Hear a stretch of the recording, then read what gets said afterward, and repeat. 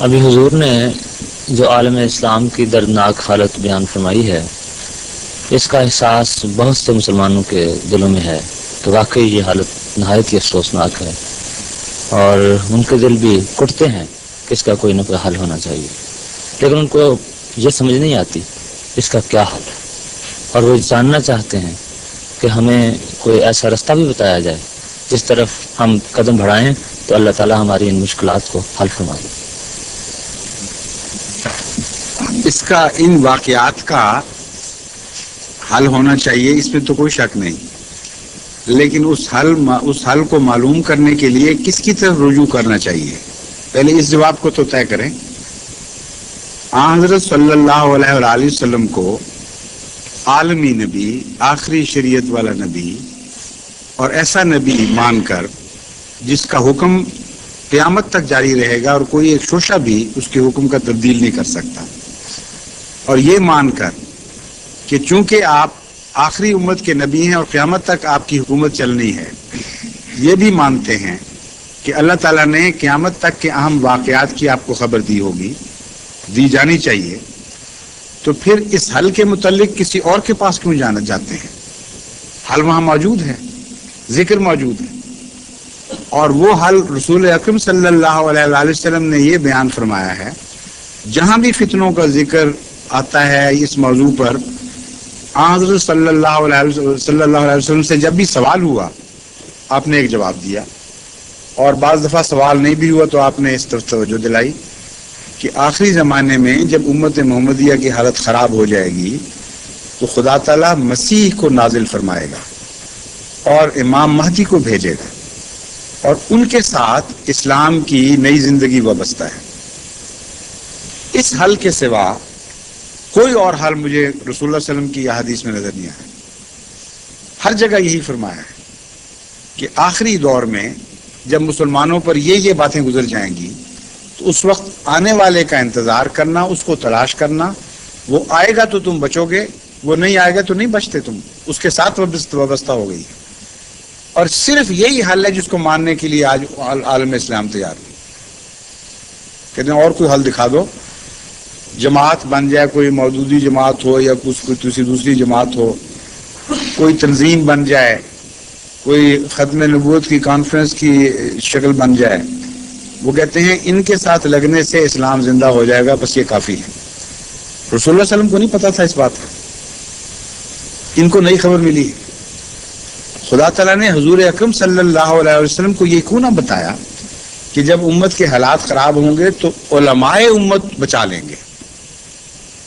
بتانا چاہیے تھا۔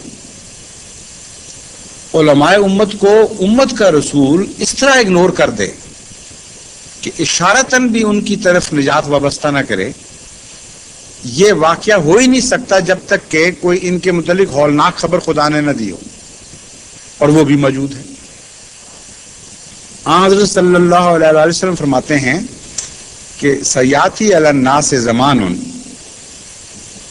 لا يبقى من الاسلام الا اسمه ولا يبقى من القرآن الا رسمه مساجدهم عامرة وهي خراب من الهدى وعلماؤهم شر من تحت عدیم السماء،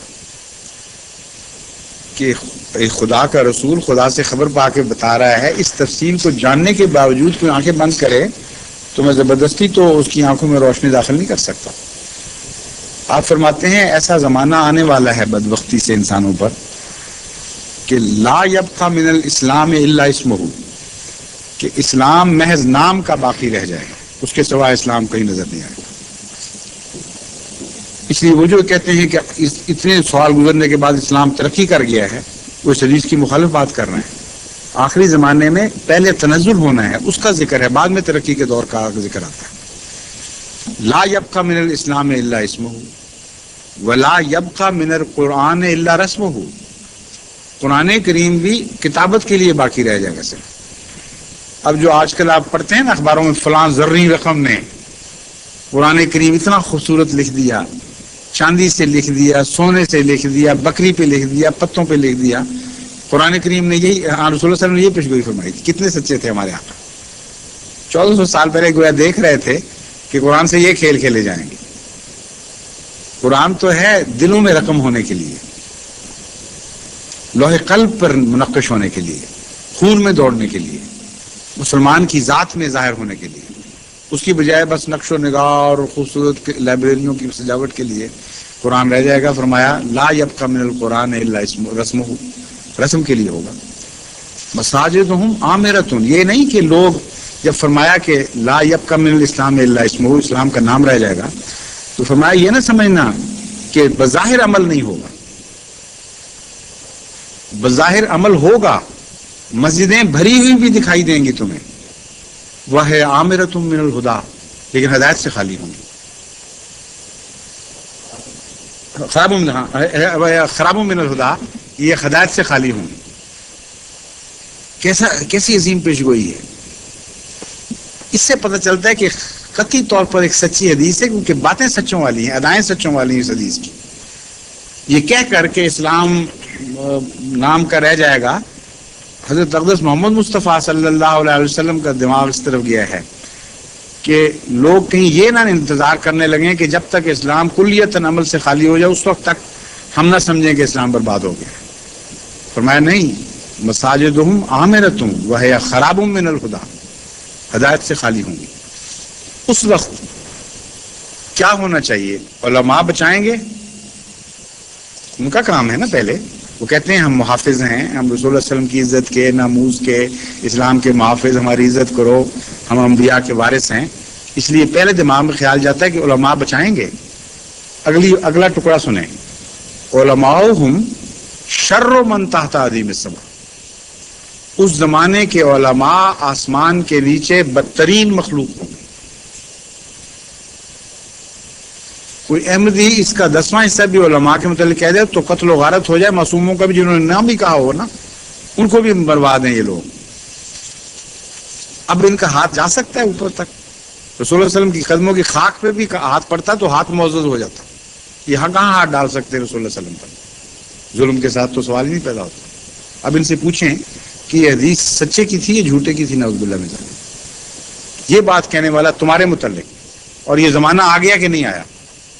دو ٹوک سوال ہے، پھر آپ کو پتا چل جائے گا کہ آپ کی نجات کس سے وابستہ ہے۔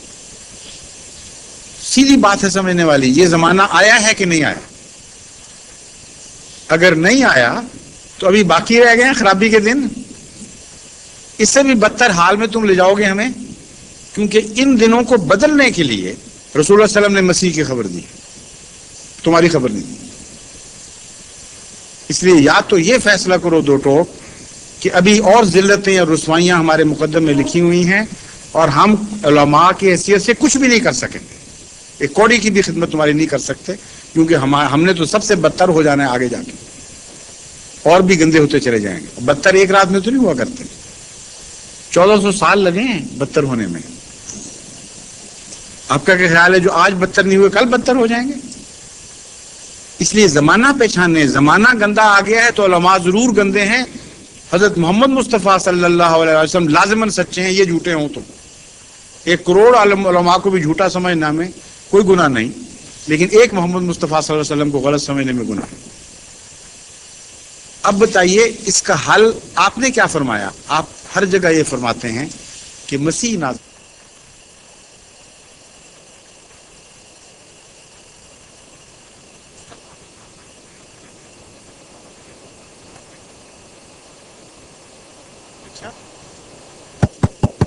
آواز بند ہو گئی ہے؟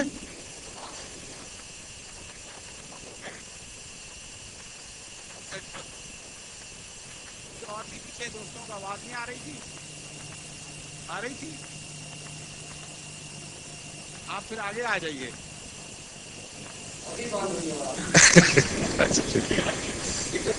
تو اتفاق سے بات بھی بند ہو گئی تھی اس وقت، جو میں نے جواب دینا تھا دے چکا ہوں۔ اب ایک دوست پیچھے سے ہاتھ اٹھا رہے تھے، کون ہے آپ؟ تشریف لائیے۔ اب ٹھیک ہے؟